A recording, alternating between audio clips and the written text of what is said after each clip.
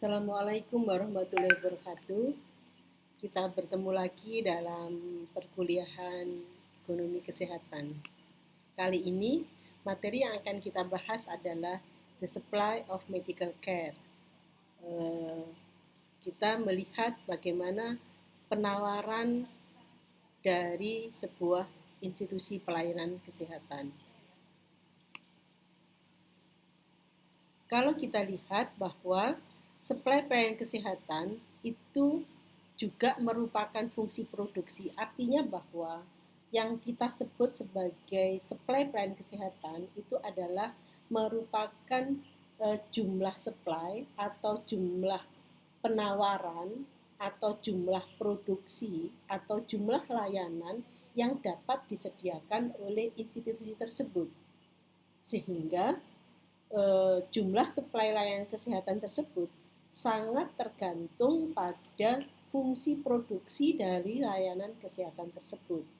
Artinya, jumlah layanan kesehatan maksimal yang dapat disediakan oleh sebuah institusi tergantung pada sumber daya yang dimiliki oleh institusi tersebut serta proses produksinya.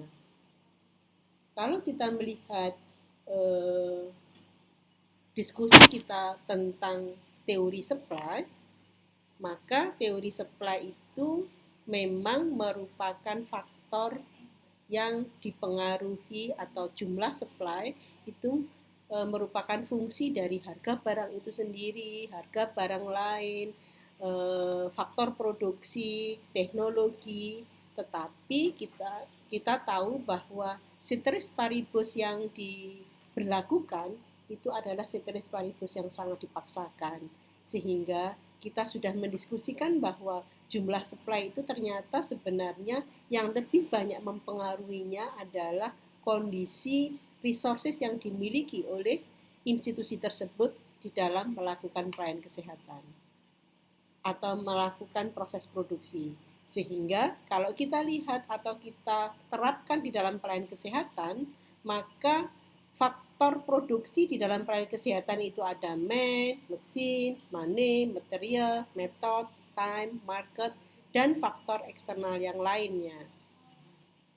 Dalam hal ini, man, money, mesin, method, material, time, market itu adalah resources yang dimiliki oleh pelayanan kesehatan di dalam proses produksi, sedangkan faktor eksternal artinya adalah faktor di luar pelayanan kesehatan.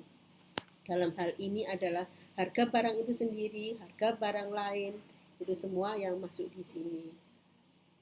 Nah, apabila kita lihat bahwa di antara resources yang dimiliki oleh pelayanan kesehatan itu, man dan mesin itu adalah faktor yang paling mempengaruhi atau paling dominan di dalam proses produksi pelayanan kesehatan.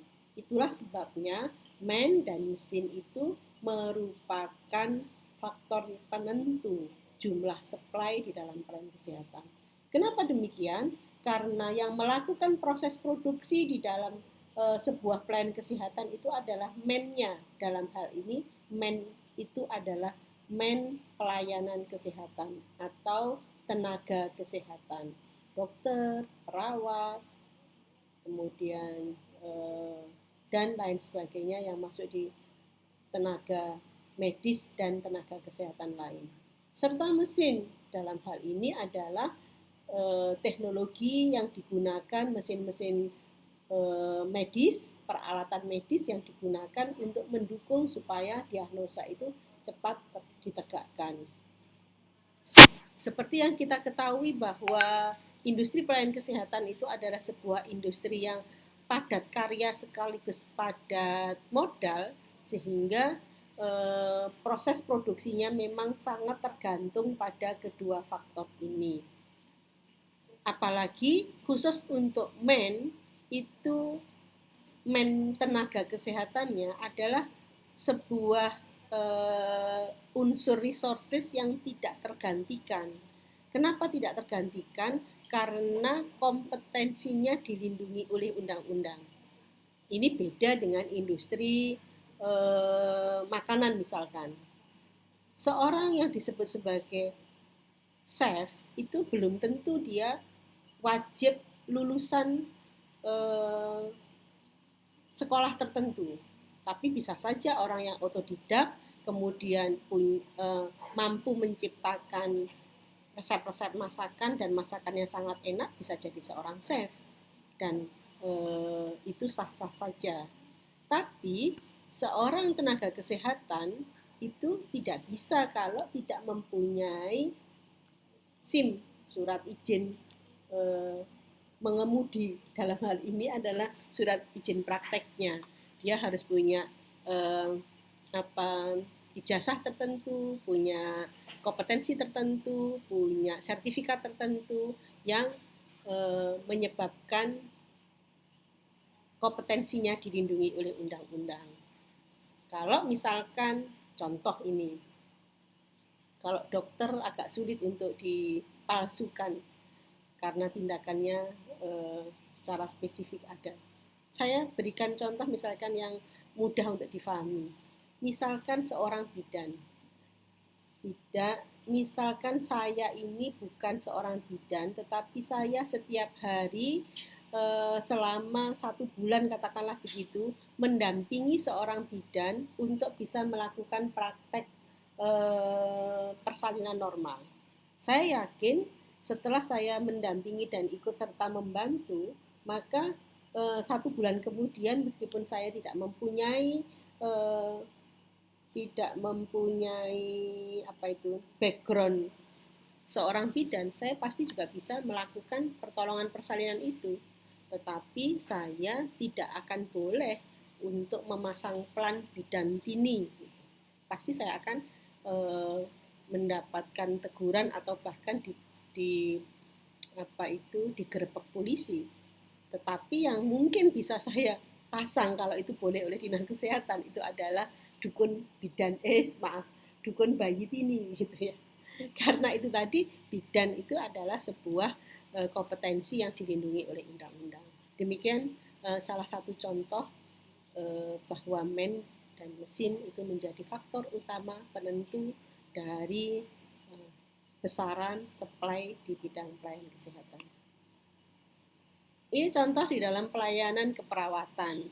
Kita tahu bahwa pelayanan keperawatan, jumlah pelayanan keperawatan, quantity of nursing patient care, itu sangat dipengaruhi oleh jumlah nurse yang terregistrasi, kemudian jumlah nurse yang terlisensi, jumlah pembantu perawat, dan tipe dari unit keperawatannya.